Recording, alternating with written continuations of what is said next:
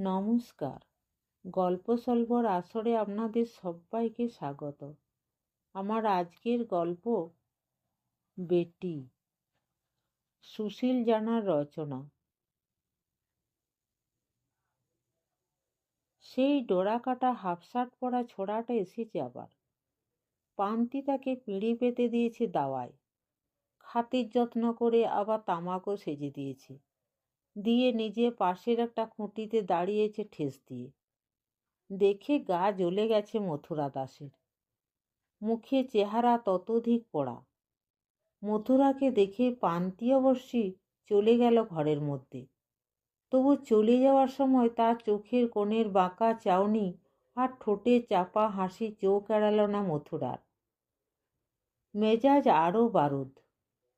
তবু সব রাগ চেপে সহজভাবে কথা বলতে হলো তাকে ডোরাকাটা শার্টের সঙ্গে। সব ভালো তো হারাধন? কিন্তু রাগে ফেটে পড়ল সে হারাধন চলে যাওয়ার পর। হাঁক পারল, পান্তি। কি বাবা?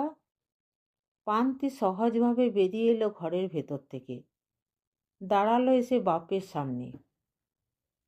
ওই হারামজাদা ছুঁচোটা এসেছিল কতক্ষণ? পান্তি অবাক হয়ে তাকালো বাপের মুখের দিকে।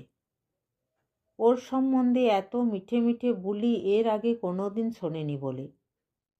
তবু পান্তি সহজ সরলভাবে বলল, তা অনেকক্ষণ এসেছে তো। বেলা ছিল তখন, বসেছিল তোমার জন্যে। বসেছিল? মথুরা খেকড়ে উঠল। আবার খাতির করে পিঁড়ে পেতে তামাক সেজে দেওয়া হয়েছে। গাঁয়ের সকলের কথাটা তা খুব শুধালো না? তা ভালো মন্দ সব শুধালো তো। আর আমি সব বললাম। পান্তির গলার নকল করে মথুরা ভেঙে উঠল। হুঙ্কার দিয়ে বললে, ওই এলে ফের যদি তুই ঘরের বার হবি হারামজাদি, ধাড়ি মেয়া, লাই সরম নাই তোর? ওর সঙ্গে অত খাতির কিসের? হায় কপাল! পান্তি অবাক। অবাকই তো। কি বলে তার বাপ? বিয়া শাদি সব ঠিকঠাক, মাই কনে পণের টাকা পর্যন্ত কিছুটা নেওয়া হয়ে গেছে হারাধনের কাছ থেকে। 10 গন্ডা টাকা বর্ষার সময়ে। সেই টাকা ভেঙে খেয়েছে, চাষাবাদ করেছে। এখন কার্তিক মাস, ফসল ওঠার দিনও আর বেশি বাকি নেই। কথা আছে ফসল উঠলে বিয়ে শাদি চুকবে। এত কথার পর হঠাৎ বাপ তার আজ বলে কি আবার? মথুরা দাঁতে চিবিয়ে বলল, ও এলে লাত মারবি, এবার লাত মারবি, বুঝলি? মুখে বলা কেন? পান্তি বলল গজগজ করে, টাকা খেয়েছে যে, লাত মারতে হলে সেই মারুক। মারবো তো, আমিই মারবো এবার এলে। বেদর বাচ্চা, আমার হবু জামাই সেজে এসেছে, না জমিদারে গোয়েন্দাগিরি করতে এসেছে? এমন সময় আর একটি আধবুড়ো মানুষ নিঃশব্দে দাওয়ায় এসে বসল। তাকে দেখে 3 গুণ মেজাজ চড়ে গেল মথুরার। বলল, শোনো ভূতুখোড়া, শোনো। মুখে বলে ধান লুট করতে কে কে গেছিল নাম বলে দাও, না হলে জমিদারের পাইক, পেয়াদা, পুলিশ, গারদ নানা হাঙ্গামা হুজ্জুত হবে। মুখে লোভ দেখায়। কে? ভূতুকুড়ো জিজ্ঞেস করলো ঠান্ডা গলায়। কে আর? মোর হবু জামাই, শালা জমিদারের নফর হারাধন। আস্তে আস্তে নিজ মূর্তি ধরছে এবার পান্তি। বলল, ধান লুট করেছই তো, লুটে আনলে তো সবাই।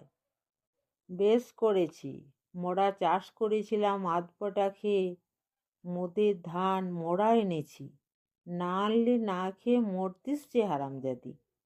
এই বলে দিলাম, এক কথা মোর, ফের যদি ও আসে। টাকা খেয়েছ তখন, আসবে নি আজ? কোমর বেঁধে পান্তি রুখে দাঁড়ায়। মথুরা ভূতখুড়োর দিকে চেয়ে বলল, দেখো মোর মেয়ার ভঙ্গি দেখো খোড়া। মথুরা হুঙ্কার দিল, কেটে ফেলাবো বলে দিলাম, দুখণ্ড করে ভাসিয়ে দেবো গাঙে। গুণের বাপ মোর, তিনবার বেচলে মুখে লোকের কাছে কোথায় না কোথায় চলে তো যেতাম মোর কপাল নিয়ে। ডেকে ফুসলে আনলে কেন ফের? কাটো না, কেটে ফেলাও মুখে, একেবারে শেষ করে দাও। মুখবাজ মেয়েটা রুখে দাঁড়িয়েছে মরিয়া হয়ে। বেচলাম? হ্যাঁ, আমি বেচলাম। বোকা হবার মতো হাওমাও করে কেঁদে উঠল শেষ পর্যন্ত মথুরা। ও রোগা সুটকো বুড়ো মুখটা রেখাগুলো কেঁপে কেঁপে উঠতে লাগলো আবেগে। কোটরে ঢোকা দুটো চোখের জল হয়তো বেশি ছিল না, সামান্য দুফোঁটা দু চোখের কোণে শুধু উপচে উঠল। বলতে লাগলো সে মাথা ঝাঁকিয়ে ঝাঁকিয়ে, বেচলম পেটের জ্বালায়, বেচলম তোর মাকে বাঁচাবো বলে, তোকে বাঁচাবো বলে। ওরে তুই কি জানবি? মথুরাকে টেনে নিয়ে গেল ভূতুখুড়ো। কেন্দনি, চলো চলো মোর ঘরে, মোদের দুঃখের কথা ওরা কি জানে, চলো। মথুরা কাঁধের নোংরা গামছায় চোখ মুছতে মুছতে বলল, ওই জমিদারের নফর হারাধনের সঙ্গে মোর মেয়ার বিয়ে শাদী আমি কিছুতেই দেব না খোড়া। তখন না বুঝে পর নিয়ে ফেলেছি, কিন্তু ও না চাষি, না বুঝে চাষাবাদ, না তার দুঃখ কষ্ট, ও নফর চাকর, ন্যায্য কথা মুখে বলে কি না। চুপ করো মথুর, মাথা গরম করনি, এখন ঠান্ডা মাথায় কাজ করার সময়। মথুরা চুপ করল।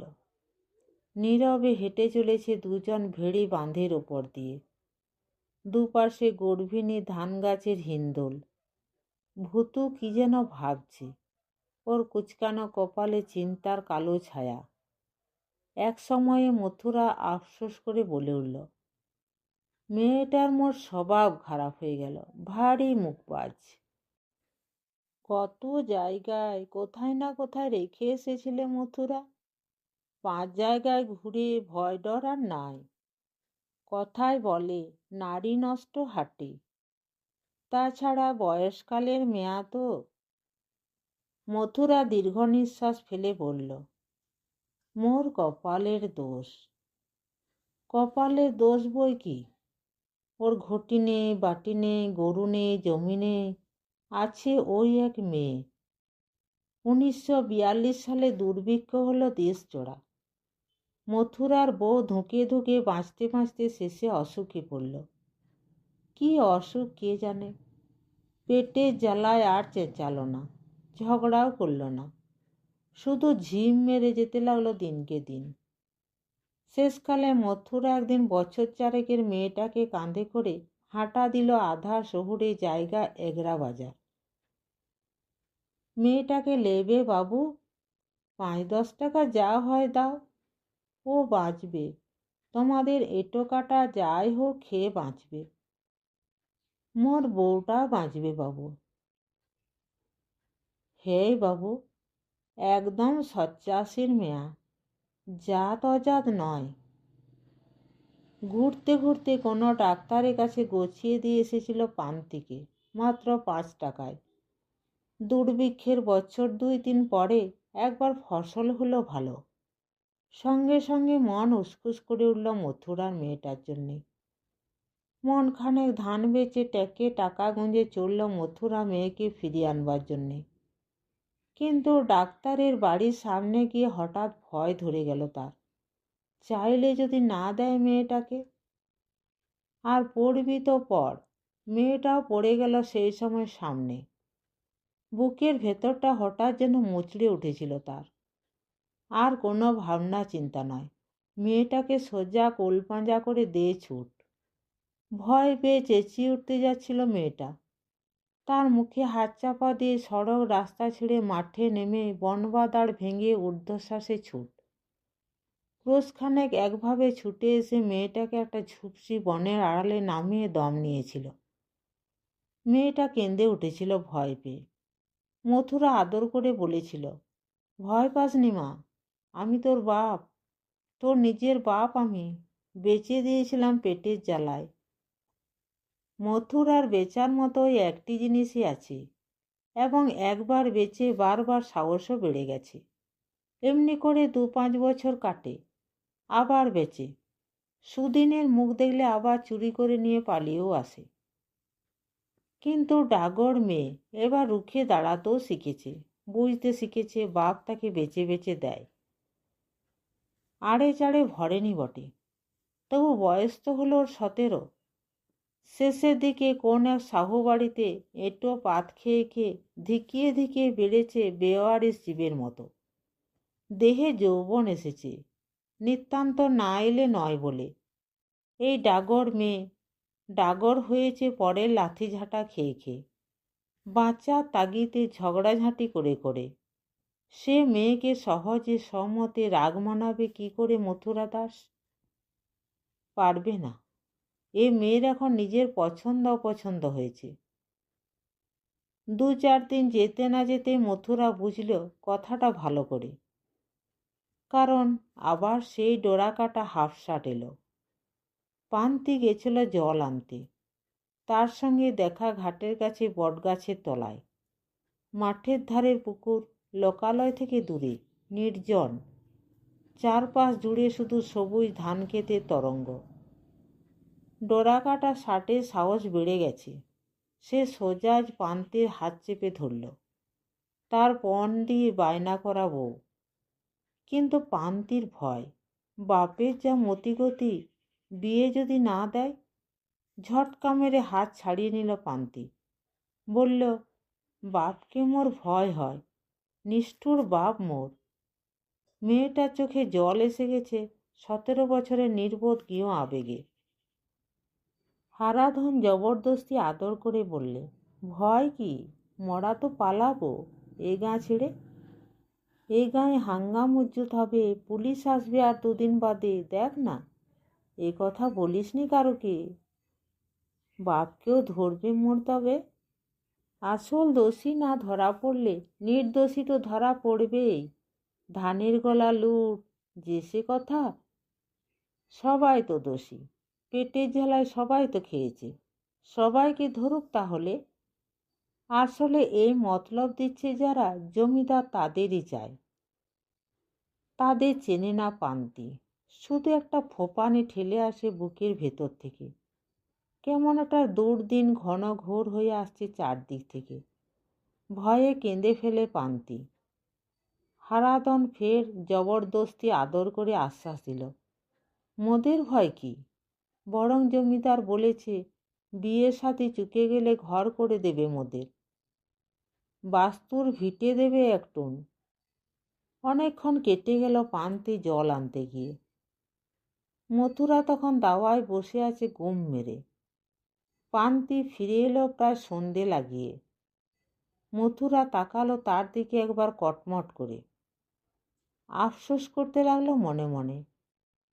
মেয়ে তার বড় হয়ে গেছে, গায়ে হাত দেবে কি করে? নইলে আজ হয়তো রাগের মাথায় বসিয়েই দিত ঘা কত। ডাগর হয়ে গেছে মেয়ে, এখন গরিব বাপ আর ওর কেউ নয়। কথাই বলে, মেয়ে হলো পরের জন্যে, পরের ঘরই তার আপন। সেই আপন ঘর বেছে নিয়েছে পান্তি। হতচ্ছাড়া হারামজাদা সেই ডোরাকাটা হাফ শার্ট। মরুক, মনে মনে গাল পাড়ল মথুরা। দাওয়ায় অন্ধকারে বসে রইল ভূতের মতো। পান্তি সন্ধ্যার প্রদীপ জ্বালিয়ে শাঁখ বাজাতে যেতে রাগে ফেটে পড়বার সুযোগ পেলে মথুরা হুঙ্কার দিয়ে বলল, খবরদার বলছি, শাঁখ বাজাবি নি। পান্তি অবাক চোখে তাকালো বাপের দিকে। বলে কি, চাষির গাঁ, কার্তিক মাস, মাঠে ধান খেতে লক্ষ্মীর আসন পাতা হচ্ছে, 2 দিন বাদে ফসল আসবে ঘরে। সন্ধ্যার প্রদীপ জ্বালিয়ে শাঁখ বাজিয়ে ভাগ্যলক্ষ্মীর নাম স্মরণ করে গাঁয়ের মেয়ে বউ লক্ষ্মীর পাঁচালি শোনে এ সময়ে। আর তার লক্ষ্মী ছাড়া বাপের হুকুম কি? মরুক, আমার কি। পান্তি রাগ করে শাঁখ তুলে রাখল। মথুরা ফের হুঙ্কার দিল, শাঁখ আর কোনোদিন বাজাবিনি বলে দিলম। পান্তি মনে মনে গজগজ করে বলল, শুধু এই লক্ষ্মী ছাড়া ঘরটা বাদ দিয়ে রাজ্যের ঘরে লক্ষ্মী আসুক, সন্ধ্যের পিদিম জ্বালুক, তারা শাঁখ বাজিয়ে বরণ করুক ঘরের লক্ষ্মীকে। কিন্তু কোথায়, কার ঘরে শঙ্খধ্বনি? একটি সন্ধ্যের শাঁখও তো শোনা যায় না কারুর ঘরে। পান্তি অবাক, হলো কি সব? তার বাপের মুখ গম্ভীর, চিন্তা কুটিল, কথা আজকাল প্রায় বলেই না সেই ঝগড়ার পর থেকে। কোনো কিছু শুধাতেও ভরসা হয় না। কিছু বুঝতে পারে না পান্তি। শুধু তার মনে হয় এই নীরব সন্ধ্যের অন্ধকারের আড়ালে ক্ষুধার্ত গ্রামের পর গ্রাম জুড়ে কিছু যেন একটা ঘটে যাচ্ছে। অন্যদিন এমন সময়ে শঙ্খরোল পড়ে যেত, কিন্তু আজ থমথম করছে সবটা, ঝড়ের আগে আকাশের মতো। মনে পড়ল ডোরা কাটা শার্ট গায়ে লোকটি আজ বলে গেছে পুলিশ আসবে দুদিন বাদে। কে জানে, হবে হয়তো সেই ধান লুটের ব্যাপার। লুট করেছে, এখন বুঝুক ঠেলা। পান্তি রাগ করে সন্ধ্যের পিদিমটাকে দিল ফোঁ দিয়ে নেভিয়ে। লক্ষ্মী ছাড়া ঘরে টিমটিম করে শুধু ওটা জ্বলে কেন? মথুরা তাকিয়েছিল কটমট করে। হুঙ্কার দিয়ে উঠল, ওটা নেভালি যে, লক্ষ্মী ছাড়ি বেসরম। পান্তি দুমদুম করে পা ফেলে সামনে দিয়ে চলে গেল বেপরোয়া ভাবে। রাগে মাথা চুল ছিঁড়তে ইচ্ছে করে মথুরার। কি কুক্ষণে সেই মেয়েটাকে ফিরিয়ে এনেছিল এবার, সুখে থাকবে বলে। হায় রে হায়, কি দিনকাল! নিজের মেয়ার স্বভাবত দেখো। অনেক কটা বছর সে মনে পাষাণ দিয়ে পড়েছিল সাহুজির কাছে তৃতীয়বার বেঁচে আসার পর। মেয়েটা ডাগর হয়ে উঠেছে দেখে সাহুজি একটু বেশি টাকায় দিয়েছিল তাকে, আর সাদা কাগজে টিপসই করিয়ে তবে ছেড়েছিল। ভড়কে গিয়ে মথুরা আর ওপাশ ঘেঁষেনি। মনে প্রবোধ দিয়েছিল, যাক তার মেয়ে নেই, মরেই গেছে ধরো। কিন্তু তার নিজেরই মরা মন বেঁচে উঠল যে। বাঁধ ভাঙা কোন বেঁচে ওঠার বন্যা এলো গ্রাম গ্রামান্তর থেকে মরা চাষির ঘরে ঘরে। একজোট হয়ে দখল নিল ধানের খেতে আর খামারে। এত জমি, এত ধান, হায় রে হায়!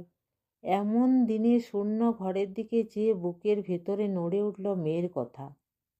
এতদিনে কত বড় হয়েছে মেয়েটা কে জানে। ঘরে আর টিকতে পারল না মথুরা। চলল সে সাহুজির গদিতে। আশেপাশে ঘুরল কদিন। কোথায় যে সাহুজির জেনানা মহল কে জানে। মেয়েটার পাত্তাই পাওয়া যায় না। কদিন ঘোরাঘুরির পর মথুরা মেয়ের দেখা পেল। পেছনের পুকুর ঘাটে দুপুরবেলা এসেছিল এঁটো বাসন মাজতে। মথুরা ঝোপের আড়াল থেকে ডাকল হাত নেড়ে। মেয়েটা ফেলফেলিয়ে চেয়ে রইলই তো রইলই। তারপর বোধহয় চিনতে পেরে কাছে এসেছিল ভয়ে ভয়ে। কাছে এসে ছলছলিয়ে উঠেছিল ওর চোখ। কিন্তু তার কানবার আগেই মথুরা ফপিয়ে উঠেছিল, ক্ষমা দে মা, ক্ষমা দে তোর গরিব বাপকে। আর নয়। অতি বড় দিব্যি গেলে বলছি আর নয়, ঘরে ঘুরে চল। মেয়েটা বলেছিল, সাহুজি কিছুদিন আগে বেচে দিয়েছে মুখে আর একটা খারাপ লোকের কাছে। সে নাকি বেশ্যার কারবার করে, কদিন বাদে নিয়ে চলে যাবে মুখে। তবে মুখ শুকিয়ে গেছিল মথুরার। বুকের ভেতরটা তোলপাড় করে উঠেছিল আবার। তবে এক্ষুনি পালিয়ে চল না, কেউ কোথাও নেই, ছুটতে পারবি নি? হ্যাঁ, ওরে তুই না গেলে আমার ঘর যে হা হা করবে। তারপর আবার দুদিন বাদে তো তুমি বেচে দেবে মুখে। ওরে আর না, আর না, তুই শুধু বেচাটাই দেখলি বেটি। ছুটে ছুটে আসি কেন বুঝলি না রে? আর বেচবো না। বেচবো কেন? দেখবি চল গাঁয়ে, বেচার দুঃখ ঘুচে গেছে তোর বাপের।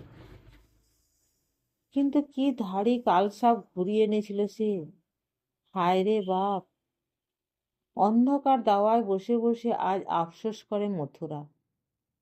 শাঁখ বাজল সেদিন অনেক রাতে, শুধু একটি শাঁখ।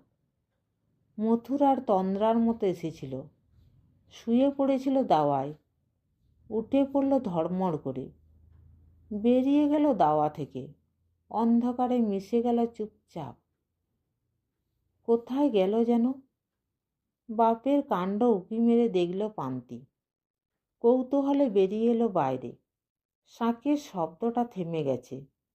পান্তি চেয়ে দেখল আকাশ ভরা তারার আলোয় তার বাপ হনহন করে চলে যাচ্ছে কোথায় যেন। আরও একটি মূর্তি, তার পেছনে আরও একটি, আরও। নিঃসাড়, কেউ কাউকে ডাকছে না। কোথায় যাচ্ছে ওরা? পান্তির মেয়েলি কৌতূহল ঠেলে উঠল। এক পা করে সে পেছু নিল ওদের। এসে ঠেকল লক্ষিন্দর মণ্ডলের ঝোপের টঙের কাছে।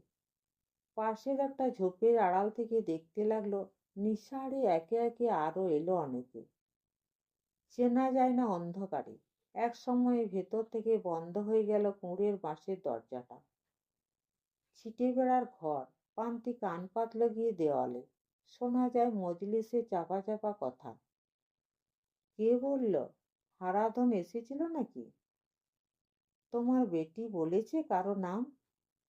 ভূতখুড়োর গলায় শঙ্কিত জিজ্ঞাসা। তারপরে হাউমাউ করে ওঠে মথুরা। তার কথা শুধাও নি মুখে। সে মোর বেটা নয়, বেটি। পরের ঘরে যাওয়ার জন্য তার মন। বেটা হলে বুঝতো বাপের দুঃখ, গ্রামের মাটির টান, বাপের ঘরের ব্যথা। কে বলল, কথায় বলে বেটি পর ঘড়ি, খাচ্ছে দাচ্ছে পাখিটি, বনের দিকে আঁখিটি। এমন সময় খপ করে কে চেপে ধরল পান্তিকে পেছন থেকে। ঝটকা মেরে সে ছুটে পালাতে চাইল, পারল না। ধস্তাধস্তি করে তাকে ধরে নিয়ে গেল সে কুঁড়ের ভেতর। পান্তি আড়ি পেতে শুনতে আসবে এত রাতে? এটা কেউ আশা করেনি। সবাই কাঠ। মথুরা লজ্জায় অপমানে থরথর করে। বসে থাকতে পারল না, উঠে দাঁড়ালো উত্তেজনায়। ছুটে গিয়ে চুলের মুঠি চেপে ধরল পান্তি। কালামুখী! সবাই ধরে ফেলল মথুরাকে। মথুরা পান্তিকে ছেড়ে দিয়ে কেঁদে উঠল আবার হাউমাউ করে। ও কালামুখীর জন্যে মোকে দণ্ড দাও তোমরা। কি ওকে মেরে ফেলতে চাও মেরে ফেলো, মোর দয়া নাই আর তার জন্যে। ও মোর কলঙ্ক, মোদের গ্রামের কলঙ্ক। বলে সে আর দাঁড়াতে পারল না। মজলিস থেকে লজ্জায় অপমানে প্রায় ছুটে বেরিয়ে গেল। ঘরের মধ্যে গ্রামেরই মানুষ সবাই, বুড়োরা আর জোয়ান ছোকরারা। কিন্তু কারোর মুখের দিকে পান্তি চোখ তুলে তাকাতে পারল না। মুখে দুহাত ঢেকে শুধু ফোঁপাতে লাগলো। একটি ছোকরা মতো চাষি জেরা করতে লাগলো। এখানে কে আসতে বলেছে তোমাকে? হ্যাঁ, হারাধন? না না না, পান্তি সমানে ফোঁপাতে লাগলো। মিথ্যা কথা বলনি, হারাধন আজ এসেছিল, মরা জানি। পান্তি ফোঁপাতে ফোঁপাতে বলল, সে বলে গেল পুলিশ আসবে দুদিন বাদে। কঠোর ক্ষুধার্ত মুখগুলি অন্ধকারে তাকালো পরস্পরের দিকে। সেই ছোকরা চাষিটি আবার কথা বলল, তবে বুঝে দেখো, মোদের গুলি করবে কি গারদ দেবে, কি করবে তার ঠিক নাই। কে মরবো কে বাঁচবো জানি না। কার নাম বলবে তুমি মথুরা দাসের ঝি? সবাই মোরা পেটের জ্বালায় জ্বলে জ্বলে বাঁচতে চেয়েছিলাম। তোমার বাপ দেখছিল এবার গলা ভরা ধানের স্বপন। ভরসা করে তাই তোমাকে নিয়ে পালিয়ে এসেছিল সাউ খোট্টার বাড়ি থেকে। এবার সুখে থাকবে বেটিকে নিয়ে। পান্তি ফোঁপাতে ফোঁপাতে বলল, তোমরা পালাও এ গ্রাম ছেড়ে। কোথায় যাব বলতে পারো? কৌতুক করে যেন বলল সে। কোন গ্রামে গেলে মোদের পেটে জ্বালা মিটবে? কোন গ্রামে গেলে বোন বেটিকে বাঁচাতে পারবো? তোমার বাপের মতো আর বেচতে ছুটব না। আর আর কোথায় বা যাব এ গ্রাম সাত পুরুষের এ জন্মের ভিটা ফেলে বলো তো? পান্তি বলল, খোঁচা খাওয়া কথার যন্ত্রণায় ছটফটিয়ে, মুখে ছেড়ে দাও, যাও, তোমাকে কেউ ধরে রাখেনি। তুমি এ গ্রামের বেটি, তোমার সঙ্গে মোদের বিরোধ নাই কোনো। চলো, অন্ধকার রাত, সঙ্গে যাই। এগিয়ে দেওয়ার জন্য উঠল সেই ছোকরা চাষিটি। তার আগেই পান্তি তেমনি হাতে মুখ ঢেকে ছুটে বেরিয়ে গেল ঘর থেকে। যাওয়ার সময় বলে গেল শুধু, তোমরা পালাও। ছুটে সে বেরিয়ে এলো বটে ঘর থেকে, কিন্তু কিছুটা এসে থমকে দাঁড়ালো রাস্তার মাঝখানে। কেমন ভয় করতে লাগলো তার। কিছুক্ষণ পরে সেই ছোকরা চাষিটি তাকে অনুসরণ করে এসে দাঁড়ালে সামনে। হেসে বললে, ভয়ে দাঁড়িয়ে পড়লে মথুর দাসের ঝি? পান্তি কেঁদে ফেলে বলল, নিষ্ঠুর বাপ মোর আজ মেরে ফেলবে ঘরে গেলে। মারবে কেন? সে মোরা বলে দেব।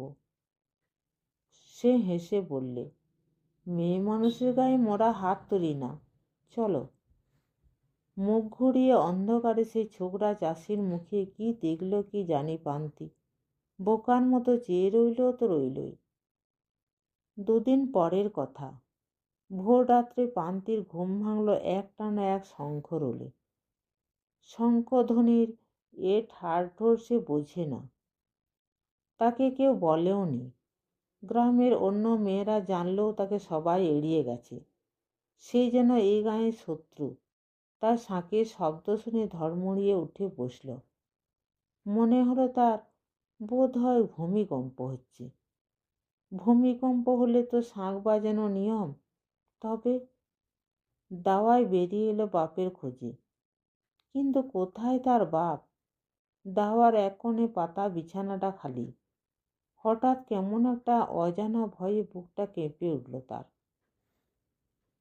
গ্রামময় তখন শঙ্খরোল। সেও শাঁখ তুলে নিল হাতে, ফুঁ দিলে।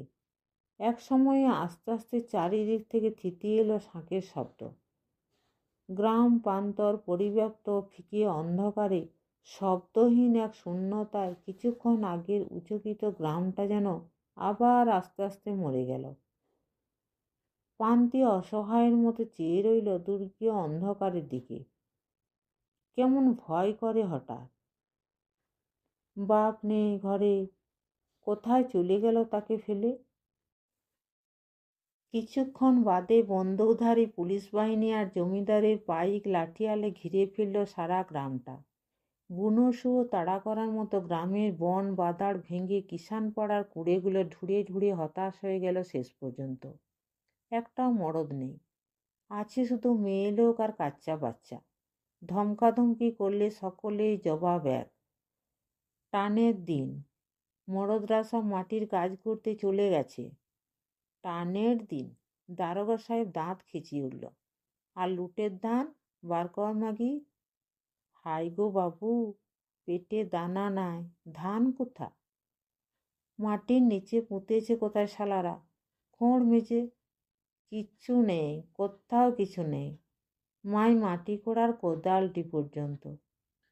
হতাশায় আক্রোশে আরও ফুঁসে ফুঁসে ওঠে। লণ্ডভণ্ড হতে থাকে কুঁড়েগুলো। কে কোথায় আর্তনাদ করে যেন। বড় কচি গলা। দাওয়ার খুঁটি ধরে কাঠ হয়ে শুনছে পান্তি। এমন সময় হারাধন এলো।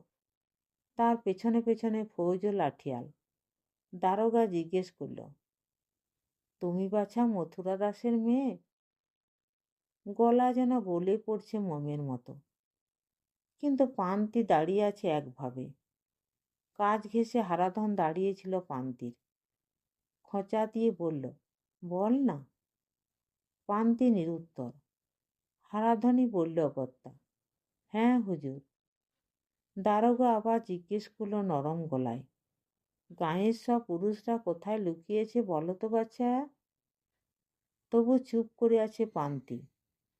হারাধন অধৈর্য হয়ে চাপা গলায় বলল, চোখের ইশারা করে, বলে দে না চটপট। পান্তি তবু কথা বলে না। দারোগা ঠোঁট কামড়াল একবার, তারপর আবার বলল মলায়েম করে, ভয় নেই তোমার মেয়ে, বলো। আচ্ছা, সকলের কথা না হয় থাক, ধান লুট করবার জন্য উস্কেছিল কে কে বলো তো? বলে দে না নাম কটা। হারাধন ফিসফিস করে বলল অসহিষ্ণু হয়ে, দিয়ে চল মোড়া চলে যায়। শুনছিস পান্তি? বলে সে পান্তির একটা হাত ধরে একটু চাপ দিলে। বাপ বলেছিল তার, সে মোর বেটা নয়, বেটি। কথাটা ঝিকিয়ে ওঠে এ সময়ে পান্তির মনে, ঝিকিয়ে ওঠে মুহূর্তে আরও বহুদিনের কথা। কে একটা লোক সেই এক ডাক্তারের বাড়ি থেকে তাকে ছো মেরে বুকে তুলে নিয়ে ছুট দিল গ্রামের দিকে। ভয়ে সে কেঁদে উঠেছিল প্রায়। লোকটা তার মুখে হাত চাপা দিয়ে ছুটতে লাগলো তো লাগলোই। একটা ফাঁকা জনশূন্য জায়গায় কোল থেকে তাকে নামিয়ে বলেছিল, আমি তোর বাপ, বড় দুর্দিনে তোকে বেঁচেছিল মা, ঘুরোর চাইলে পাছে না দেয় তাই। সেই বাপ আবার তাকে সাহুজির বাড়ি থেকে চুরি করে আনবার সময় কেঁদে উঠে বলেছিল না, বলেছিল শুধু বেচাটায় দেখলি মা, ছুটে ছুটে আসি কেন বুঝলি না রে, দেখবি চল গায়ে, বেচার দুঃখ ঘুচে গেছে তোর বাপের। আর সেই ছোকরা চাষিটি কি বলেছিল তাকে যেন সেদিন রাতের বেলা, কি বলেছিল যেন বুঝিয়ে বুঝিয়ে অনেক কথা, গোলমাল হয়ে যাচ্ছে কেমন সব। ঠোঁট কাঁপছে পান্তির। বলো মা বলো, দারোগা জিজ্ঞেস করলো আবার। হারাধন বলল, হাতে আবার একটা চাপ দিয়ে, বলে দে না। ছেড়ে দাও, হাত ছেড়ে দাও বলছি মোর। এক ঝটকায় হাত ছাড়িয়ে নিল পান্তি। খবরদার, গায়ে হাত দিবে না বলছি মোর। দারোগা ঠোঁট কামড়ালো আবার। পাশে দাঁড়িয়েছিল জমিদারে টেকো গোমস্ত একজন।